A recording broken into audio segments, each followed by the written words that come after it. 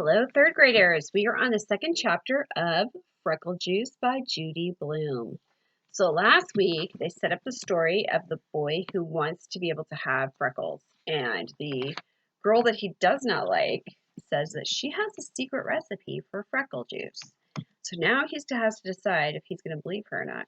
So this is chapter 2. That night Andrew had trouble sleeping. He kept thinking about freckle juice. Maybe the reason no one in his family had freckles was because no one knew about the secret recipe. If they never had heard of freckle juice, then how could they have any freckles? It figured. Andrew didn't like the idea of paying Sharon for anything. The 50 cents was a lot of money to him. It was 5 whole weeks of allowance, but he decided that if Sharon's recipe didn't work, he'd ask for his money back. It was easy. The next morning, Andrew turned the combination of his safe bank to just the right numbers. 4 on the top, 0 on the bottom. He took out 5 dimes. He wrapped them in a tissue and stuffed the whole thing into his pocket. He didn't have time to wash his ears or his neck or anything. He wanted to see Sharon before the last bell rang. "Bye, Mom," Andrew called. "Andrew Marcus, you wait 1 minute." His mother hurried over to him. She almost tripped on her long bathrobe. The curlers in her hair scratched Andrew's face as she checked his ears and his neck. "Please, Mom, can't we just skip it just once?" Andrew begged.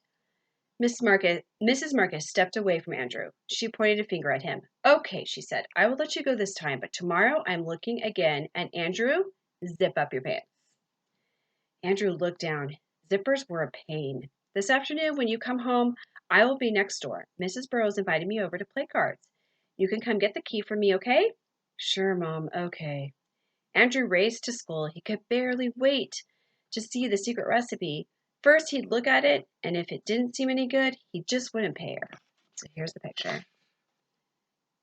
He's thinking about why nobody in his family has freckles. They must not know about the secret recipe. Sharon was already at her desk when Andrew arrived. He went right over to her. "Did you bring it?" he asked. "Bring what?" Sharon opened her eyes really wide. "You know what. The secret recipe for freckle juice." "Oh, that. I have it right here," said Sharon, and she patted her pocket. "Well, let's see it. Do you have the 50 cents?" said Sharon. "Sure, right here." Andrew patted his pocket. "I'm not going to show it to you until you pay," said Sharon. Andrew shook his head. "Oh, no. First, I want to see it." "Sorry, Andrew. A deal's a deal." Sharon opened the book and pretended to read. "Andrew Marcus," Miss Kelly said, "will you please sit down?" The second bell just rang. "This morning we'll begin with arithmetic. Nikki, please pass out the yellow papers. When you get your paper, begin working on the problems on the board."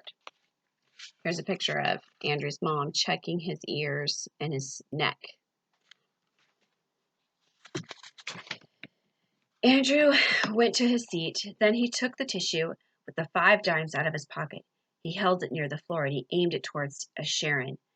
She sat in the next row. Sharon stuck out her foot, stepped on the tissue, and then she slid it over to her side, and she reached her hand and got it. Then she bent down to pick it up. Miss Kelly did not even notice. Sharon counted out the 5 dimes. Then she took a piece of folded up paper out of her pocket and threw it at Andrew. It landed in the middle of the aisle. Andrew leaned way over to pick it up, but he lost his balance and fell off the chair. Everybody laughed except Andrew and Miss Kelly. So here's the pictures. So he is very nicely sliding it over to her, the money, and then on the second page, you see that she just threw it at him and it fell on the ground, and then poor kid fell on the floor.